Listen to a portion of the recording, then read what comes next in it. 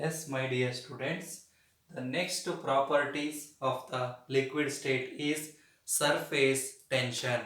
Okay, surface tension. A molecule of a liquid at the center is attracted equally in all directions by the surrounding molecules. ಹಾಗಾದ್ರೆ ಮಕ್ಕಳ ಒಂದು beaker ತಗೊಳ್ಳೋಣ. ಈ beaker ನಲ್ಲಿ ಏನಿದೆ, water ಇದೆ, ಲಿಕ್ವಿಡ್ ಇದೆ. ಈ ಮಿಡಲ್ ಅಲ್ಲಿ ಇರ್ತಕ್ಕಂಥ ವಾಟರ್ ಮಾಲಿಕ್ಯೂಲ್ಸ್ ತಗೊಂಡಾಗ ಎಲ್ಲಾ ಡೈರೆಕ್ಷನ್ ಅಲ್ಲೂ ಫೋರ್ಸ್ ಆಫ್ ಅಟ್ರಾಕ್ಷನ್ ಅಂತಕ್ಕಂಥದ್ದು ಈಕ್ವಲ್ ಅಂಡ್ ಆಪೋಸಿಟ್ ಇರುತ್ತೆ. ಅರ್ಥ ಆಗ್ತಿದೆ? ಹಾಗಾದ್ರೆ a molecule of a liquid at the center is attracted equally in all direction by the surrounding molecule. ಹಾಗಾದ್ರೆ surrounding molecule ನಲ್ಲಿ ಅಟ್ರಾಕ್ಟ್ ಈಕ್ವಲಿ ಏನಾಗಿರುತ್ತೆ, ಎಲ್ಲಾ ಡೈರೆಕ್ಷನ್ ಅಲ್ಲೂ ಅಟ್ರಾಕ್ಟ್ ಆಗಿರುತ್ತೆ. Therefore it does not experience any net force. ಹಾಗಾದ್ರೆ ಯಾವುದೇ ರೀತಿಯಾದ ಒಂದು ನೆಟ್ ಫೋರ್ಸ್ ಅಂತಕ್ಕಂಥದ್ದು ಇರೋದಿಲ್ಲ. But when the molecule is present at the surface, ಹಾಗಾದ್ರೆ ಈ ಸರ್ಫೇಸ್ ನಲ್ಲಿ, ಮಿಡಲ್ ಅಲ್ಲದೆ ಈ ಸರ್ಫೇಸ್ ನಲ್ಲಿ ಇದ್ದಾಗ ಏನಾಗುತ್ತೆ, the net attractive forces is towards interior of the liquid. ಹಾಗಾದ್ರೆ ಇಲ್ಲಿ ಫೋರ್ಸ್ ಅಂತಕ್ಕಂಥ ನೋಡಿ ಈ ರೀತಿ ಇರುತ್ತೆ. ಅರ್ಥ ಆಗ್ತಿದೆಯಾ? ಅಂದ್ರೆ ಇನ್ವರ್ಡ್ ಪುಲ್ ಇರುತ್ತೆ. ಹಾಗಾದ್ರೆ interior okay of the liquid, hence the molecules present on the surface of the liquid is under the tension. ಅರ್ಥ ಆಗ್ತಿದೆಯಾ? ಹಾಗಾದ್ರೆ ಇಲ್ಲಿ ನೆಟ್ ಎನಿ ನೆಟ್ ಫೋರ್ಸ್, ಯಾವುದೇ ರೀತಿಯಾದ ನೆಟ್ ಫೋರ್ಸ್ ಇರೋದಿಲ್ಲ ಎಲ್ಲಿ, middle of the molecule. But surface ನಲ್ಲಿ ಇರ್ತಕ್ಕಂಥ ಮಾಲಿಕ್ಯೂಲ್ಗೆ ದೇರ್ ಈಸ್ ಎ ಟೆನ್ಷನ್. ಅರ್ಥ ಆಗ್ತಿದೆಯಾ? ಹಾಗಾದ್ರೆ ಒಂದು ಅಟ್ರಾಕ್ಟಿವ್ ಫೋರ್ಸ್ ಅಂತಕ್ಕಂಥದ್ದು ಇರುತ್ತಂತೆ. ಹಾಗಾದ್ರೆ towards interior of the liquid, ಅಂದ್ರೆ ಲಿಕ್ವಿಡ್ ಟುವರ್ಡ್ಸ್ ಅಂದ್ರೆ ಒಂದ್ ಕಡೆ ಡೈರೆಕ್ಷನ್ ನೋಡಿ, ಅಪ್ವರ್ಡ್ಸ್ ಅಲ್ಲಿ ಯಾವುದೇ ರೀತಿಯಾದ ಮಾಲಿಕ್ಯೂಲ್ಸ್ ಇರೋದಿಲ್ಲ. ಹಾಗಾದ್ರೆ ನಮಗೆ ಲಿಕ್ವಿಡ್ ಸೈಡ್ ಅಲ್ಲಿ ಮಾತ್ರ ಅಟ್ರಾಕ್ಷನ್ ಅಂತಕ್ಕಂಥದ್ದು ಇರುತ್ತೆ. What is the definition of surface tension? Surface tension is defined as the force acting per unit length perpendicular to the line drawn on the surface of the liquid.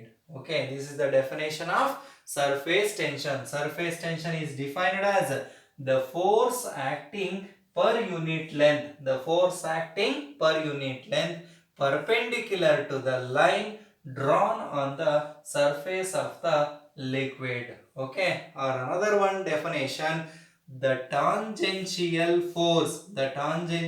force acting along the surface of the liquid at right angles to the surface along 1 centimeter length of the surface is called surface tension. Okay, another definition of surface tension is the tangential force acting along the surface of the liquid at right angles to the surface along 1 centimeter length of the surface.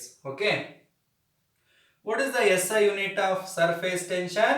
The SI unit of surface tension is Newton per meter. Okay, the SI unit of surface tension is Newton per meter. Surface tension decreases with increase in temperature. ಹಾಗಾದ್ರೆ temperature increase ಮಾಡ್ದಂಗೆಲ್ಲ surface tension ಏನಾಗುತ್ತೆ, ಕಡಿಮೆ ಆಗುತ್ತೆ. What happens when surface tension with increase in temperature ಅಂತ ಕೇಳ್ತಾರೆ, ನೀವು decreases ಅಂತ ಬರೀಬೇಕಾಗುತ್ತೆ.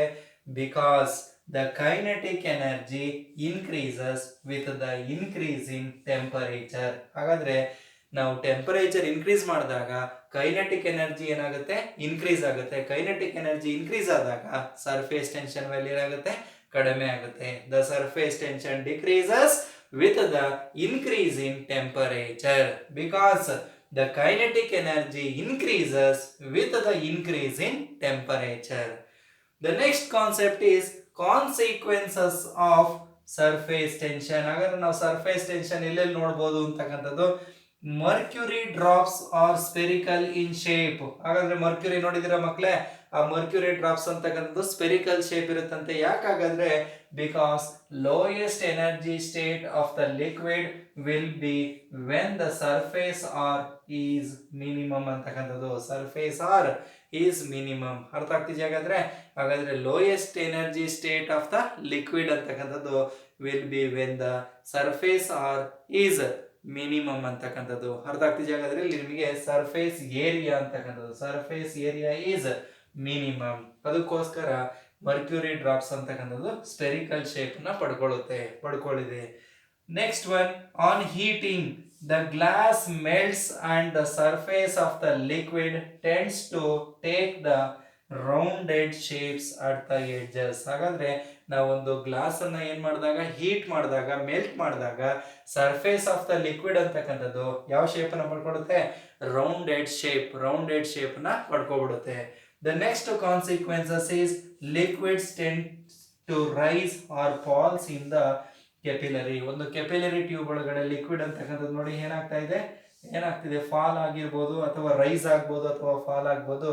ಸರಿನಾ? ಲಿಕ್ವಿಡ್ ಟೆನ್ಸ್ ನೋಡಿ ಈ ತರ ಇರುತ್ತೆ. ಅರ್ಥ ಆಗ್ತಿದೆಯಾಗಾದ್ರೆ? ಸರ್ಫೇಸ್ ಟೆನ್ಷನ್ ನೋಡಿ ಈ ರೀತಿ ಕರ್ವ್ ಶೇಪ್ ಅಂತಕ್ಕಂಥದ್ದು ಈ ರೀತಿ ಇರುತ್ತೆ.